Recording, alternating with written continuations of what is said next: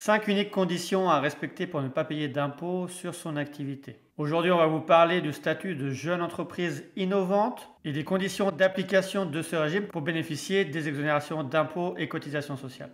Donc c'est parti. Alors d'abord, il faut savoir qu'on va viser toutes les entreprises, qu'importe leur activité et leur régime d'imposition. Donc même si vous êtes à l'impôt sur les sociétés, à l'impôt sur le revenu au régime réel ou au régime micro. Et vous aurez 5 conditions à remplir pour bénéficier du régime. Alors tout d'abord, il va falloir que vous soyez une PME au sens européen. Donc c'est-à-dire qu'il va falloir que vous ayez un chiffre d'affaires inférieur à 50 millions d'euros ou un total au bilan inférieur à 43 millions d'euros et moins de 250 salariés. Donc on voit que ça vise quand même pas mal d'entreprises. Ensuite, il faut que vous soyez créé depuis moins de 8 ans pour les sociétés qui ont été créées après le 1er janvier 2023. Pour celles qui ont été créées avant le 1er janvier 2023, il faut être créé depuis moins de 11 ans. Et il faut bien faire attention qu'on vise l'application du régime jusqu'au 8e anniversaire. Donc attention aux sociétés à exercice décalé à clôturer l'exercice avant le début du 8e anniversaire. Ensuite, il faut que vous engagiez à avoir des dépenses de recherche et de développement qui représentent au moins 15% de vos charges fiscales déductibles, à l'exception des pertes de change, charges nettes sur cession de valeur mobilière de placement. Donc on va viser en fait les charges éligibles au crédit d'impôt recherche et au crédit d'impôt en faveur de la recherche collaborative. En sachant qu'il y a certaines spécificités, je vous mets le BOFIP qui liste les catégories de dépenses éligibles, notamment les dotations aux amortissements des immobilisations en lien avec l'activité de recherche, les dépenses de personnel pour les chercheurs et techniciens de recherche. Donc là, on se rapproche des méthodes de calcul du crédit d'impôt recherche. On a aussi les questions de rémunération du dirigeant, les dépenses de fonctionnement avec possibilité ou non de faire un forfait, et également les dépenses externes de recherche. Vous avez toute la liste dans le BOFIP, je vous y renvoie. Par contre, il y a certaines dépenses prévues par le crédit d'impôt recherche qui ne sont pas éligibles pour les dépenses éligibles aux jeunes entreprises innovantes. Donc c'est les dépenses liées à l'élaboration de nouvelles collections ou également les dépenses de veille technologique. Et ensuite, une fois que vous avez vos dépenses de recherche et développement qui sont dans la liste, vous allez faire un prorata effectivement entre le montant des dépenses de recherche éligibles qui ont été engagées sur l'exercice et le montant total de vos charges sur l'année, en retranchant les pertes de change et charges nettes sur cession de valeur mobilière de placement. Et là, vous pourrez apprécier si vous avez dépassé ce seuil de 15% des charges totales.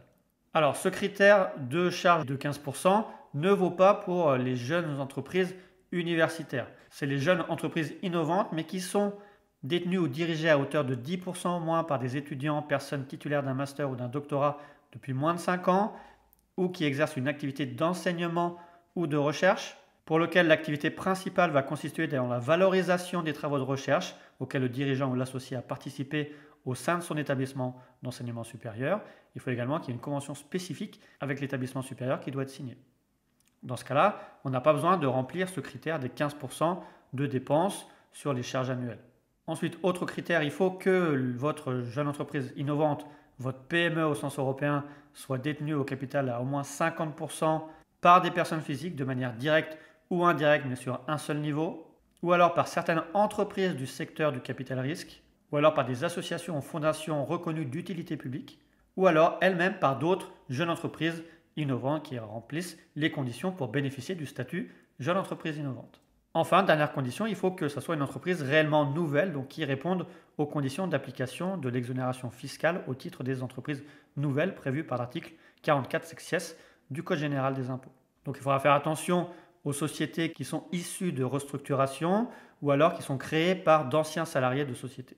Alors ensuite, cette jeune entreprise individuelle ou cette jeune entreprise universitaire va pouvoir bénéficier d'une exonération totale d'impôt sur les sociétés ou d'impôt sur le revenu, donc soit au régime réel ou micro, sur les bénéfices du premier exercice bénéficiaire. Donc finalement, tant qu'on reste sur la durée d'application du régime 8 ou 11 ans selon la date de création, pour le premier exercice bénéficiaire, on pourra avoir une exonération totale d'impôt sur les sociétés ou impôt sur le revenu. Ensuite, pour le second exercice bénéficiaire, toujours dans ce délai de 8 ou 11 ans, vous aurez le droit à une exonération de 50% du montant de l'impôt sur les sociétés ou impôt sur le revenu, régime réel ou régime micro, avec potentiellement la possibilité que les exercices bénéficiaires ne soient pas consécutifs, puisqu'on peut avoir par exemple 3 exercices déficitaires, un exercice bénéficiaire, le premier avec une exonération à hauteur de 100% de l'impôt, ensuite encore un exercice déficitaire et un second exercice bénéficiaire, et dans ce cas-là, on aura le droit à 50% d'exonération. Bien sûr, les exonérations sont prises dans les règles de minimi avec un plafond maximum de 200 000 € d'exonération sur une période de 3 exercices fiscaux. Ce régime de jeune entreprise innovante va permettre de cumuler avec le crédit d'impôt recherche en tant que tel. La possibilité d'avoir également des exonérations en matière d'impôts locaux, taxes foncières sur les propriétés bâties, CFE, CVAE, sur délibération des collectivités territoriales. Et ça, c'est une exonération sur 7 ans, à demander spécifiquement via les formulaires indiqués. Vous pourrez également bénéficier d'une exonération de certaines charges sociales sur les rémunérations des personnels participant à la recherche. Et enfin, si vous êtes éligible à d'autres régimes d'exonération fiscale dont on a parlé également sur la chaîne, il faudra faire le choix du régime qui vous est le plus favorable. Dans ce cas-là, il faudra opter auprès de votre centre des impôts des entreprises compétent dans les 10 premiers mois de l'exercice. Alors pour terminer, il faut savoir que comme ce qui existe sur les cas d'entreprises nouvelles ou de zones franches urbaines, vous avez la possibilité de faire un rescrit en amont de l'application du régime pour demander explicitement à l'administration fiscale si vous êtes éligible ou non au régime des jeunes entreprises innovantes. Donc vous allez retrouver sur le site des impôts, il y a un modèle de rescrit. Vous allez devoir indiquer pas mal d'informations, notamment sur l'analyse de votre activité, les conditions de détention du capital et de votre statut jeune entreprise individuelle. Et le point important à savoir, c'est que si vous faites cette demande et que vous n'avez pas de retour de l'administration fiscale sous un délai de 3 mois, vous avez une acceptation tacite du statut de jeune entreprise individuelle. Alors voilà, on a terminé sur l'explication du régime de jeune entreprise individuelle. On voit que ça peut être très intéressant pour ceux qui font des dépenses de recherche et d'innovation pour éviter de payer de l'impôt sur le premier exercice bénéficiaire et réduire de 50% leur imposition sur le second exercice bénéficiaire sous une durée de 8 ou 11 ans.